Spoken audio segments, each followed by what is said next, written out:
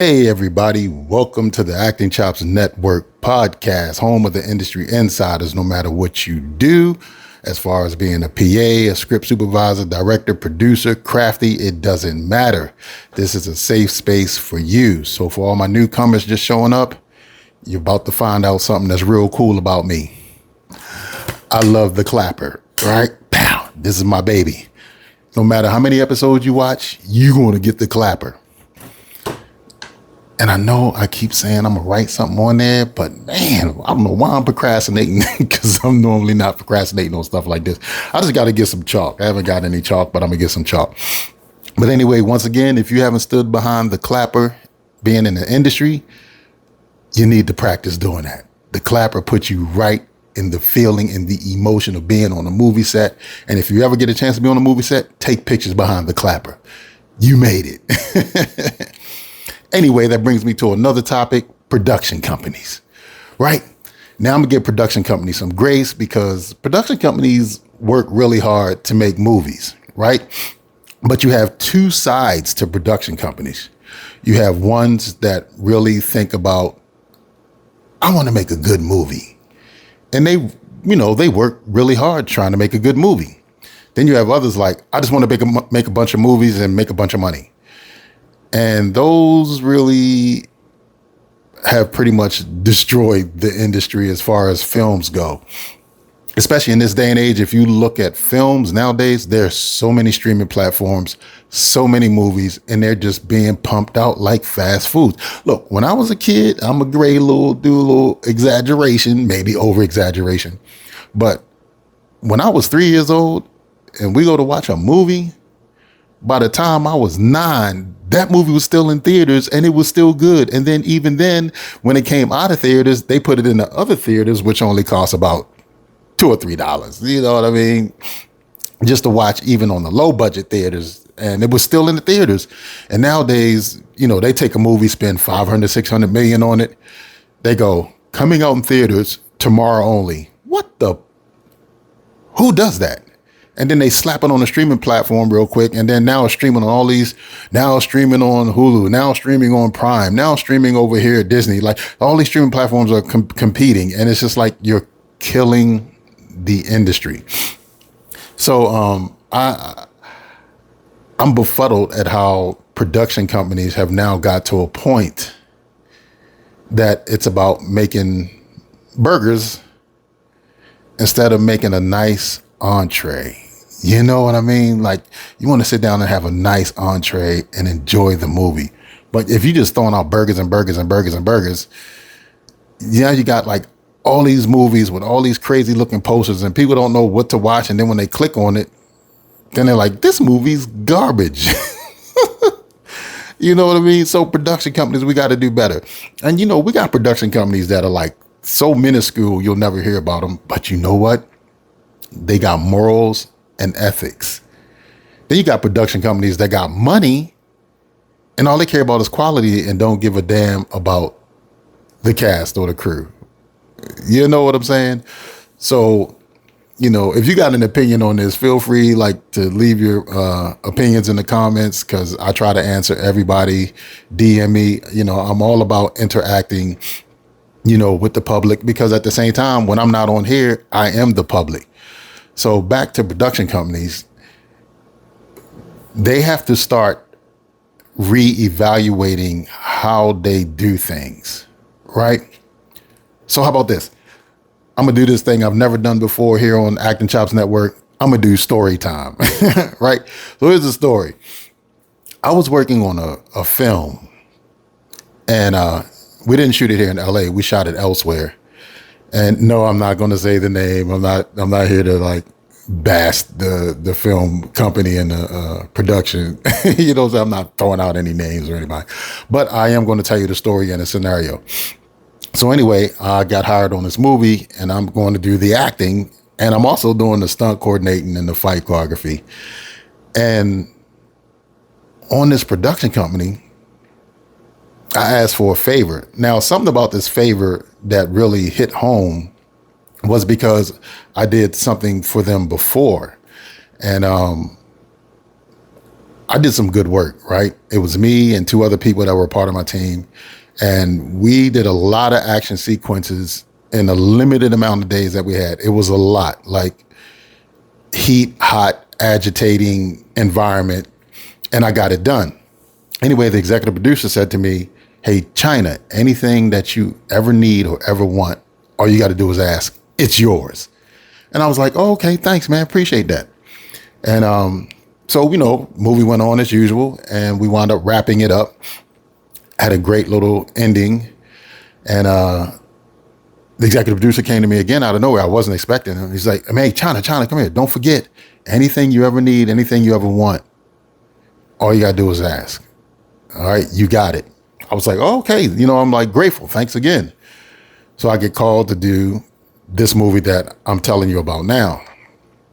So in this movie, we have to do some action. So that means I have to do the stunt coordinating, the fight choreography, and then I got to know my lines because I'm one of the lead actors.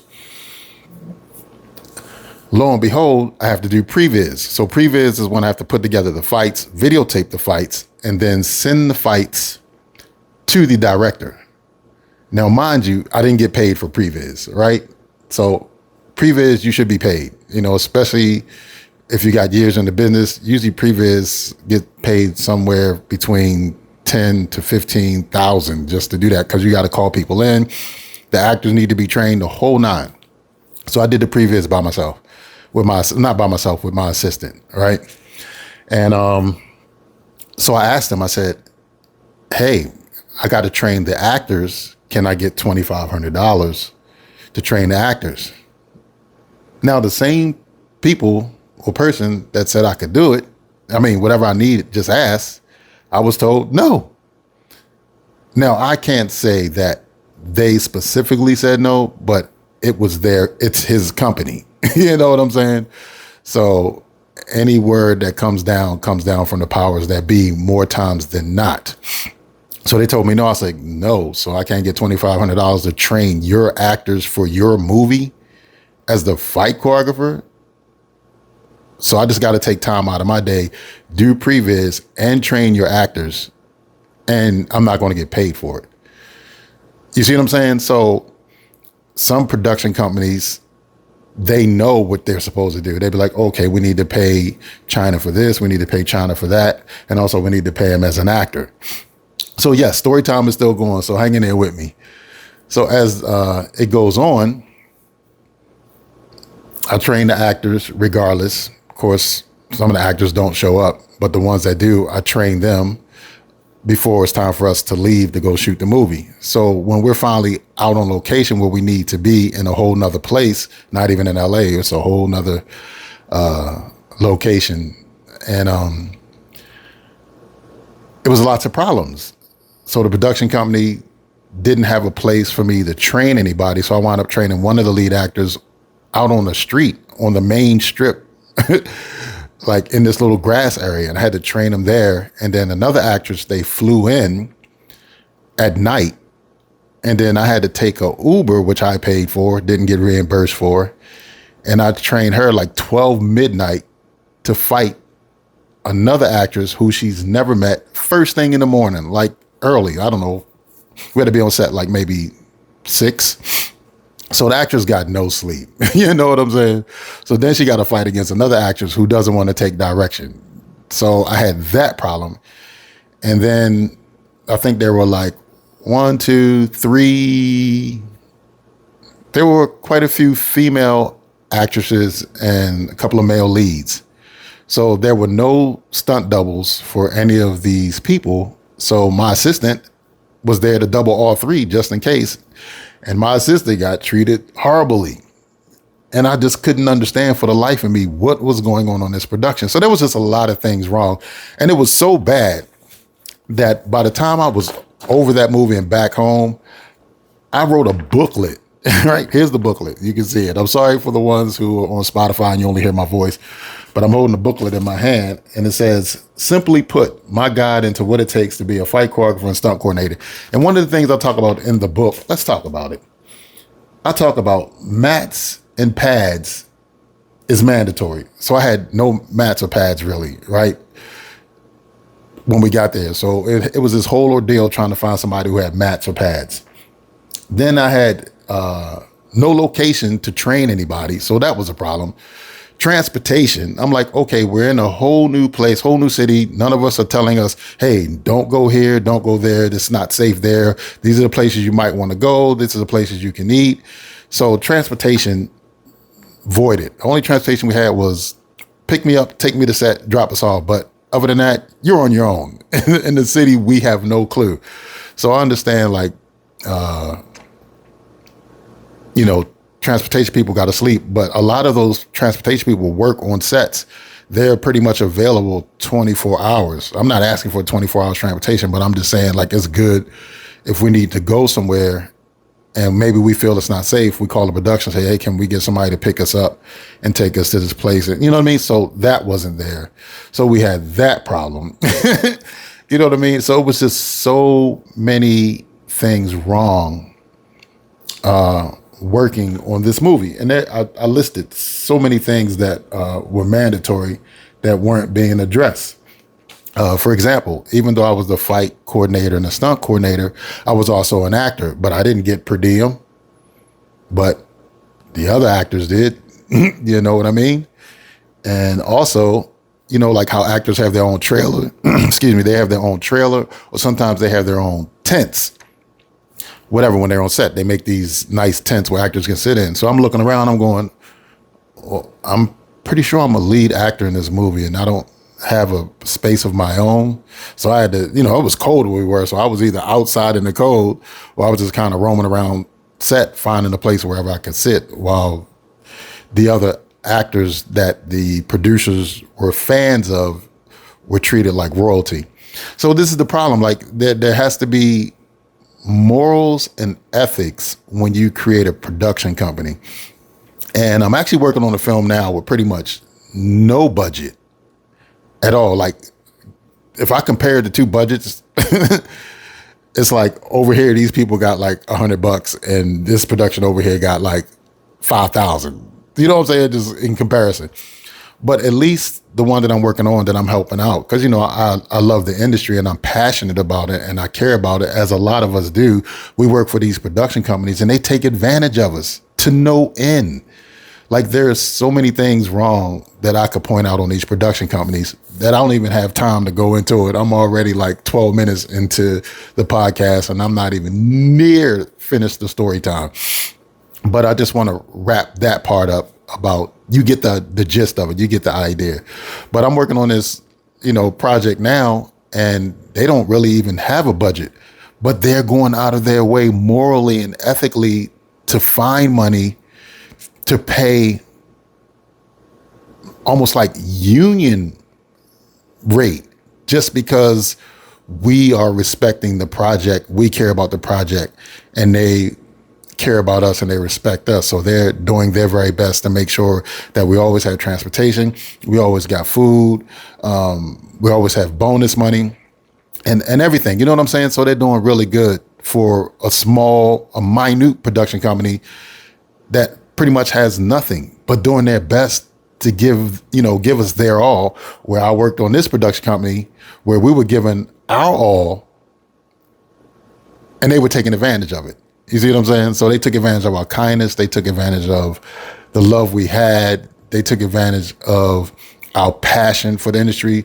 It was one of those situations when you walked away from it, it kind of made you a little jaded and angry at Hollywood. You know, and Hollywood's looking like, wait a minute, I didn't do nothing. That was that production company's fault. How am I getting blamed for it? You know what I'm saying? But so we need to just be really, really mindful of how we treat people on sets. You know, so like if I have an assistant, so like hair and makeup has assistants, wardrobe has assistants. You know what I mean? The producers have assistants. So I got one assistant who can double 3, maybe 4 of your people, and she gets treated like crap. And you pay her pennies, and then you put her they put her in this hotel room that was so bad, I lie to you not, it looked like they were doing mob hits in that room. It's like, it was down this long hall, then you went up these steps, then they went down this dark hall, and then you need an actual key Now, this is supposed to be a hotel. You need an actual key to open the door. When you open the door, the room looked like it was like it was a dope house or something. I was like, wow, this is how they're treating my people who are here to help them.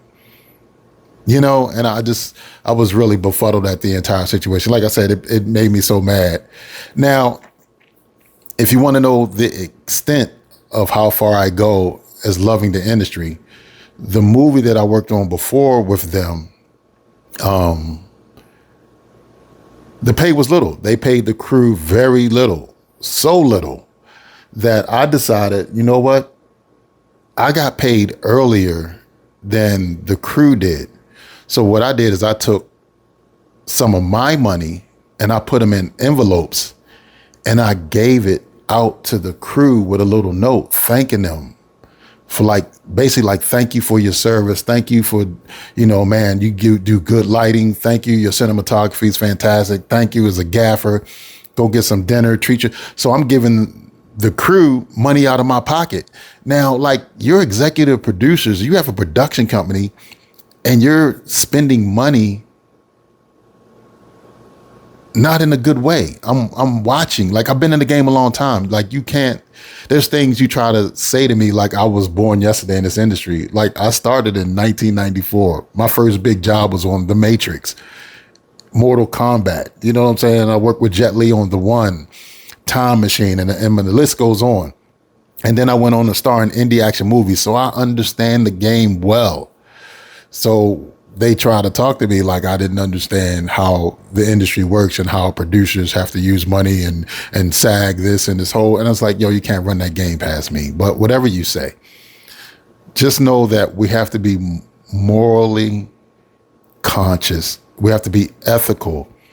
If people go out of their way to work for you for free, or people go out of their way to work for you for pennies, or people go out of their way to work with you because they like you, that's because they care about you and your project and they believe in what you're doing. So they're putting everything that they love into you and you're not giving that love back. And that's very heartbreaking. It's very disappointing. And just morally and ethical, it's just not right. All that goes out the window because you decide you want to get a new house or you decide you want to go on a vacation with your family while the people back here are still working their ass off for you. And that's a lot of production companies out here that are treating people like that. And then there's a lot who treat their people well. So again, we as crew, we have to start talking amongst ourselves so we know what companies to work for and what companies not. So I'm not going to be on my podcast going, hey, don't work for that company. I'm just going to say we need to start talking in the DMs, through text messages. We have to start having conversations with each other so we can warn each other, don't work for that company because morally they're not good. They try to undercut you. They don't pay you on time. Whatever the case may be, we have to start looking out for each other. And then the production companies that do well, boom, you know what I'm saying? Spread that love too. So I got to give grace to the production companies that are doing well. And then I got to let the production companies know that who aren't, you're just not good people. I'm going to tell you. Yeah, I know. I'm just going to tell you. And anyway, thank you for sitting here listening to my long story time rant. But it's just an incident that actually happened. And I just want you guys to know everybody can be touched in the industry in a good way or a bad way. And some people will leave a bad taste in your mouth. And that situation definitely did for me. And, anyway, thank you. Check me out on YouTube, subscribe, because you know what I always say, if you like what I'm doing, subscribe. And if you subscribe, I mean, you like what I'm doing. I'm on YouTube at Acting Chops Network. So look me up, follow me, support. I'm on Instagram at the Acting Chops, on IG. So anyway, enjoyed the conversation and don't forget, clap. The clap, baby. All right, I'm out of here. Peace.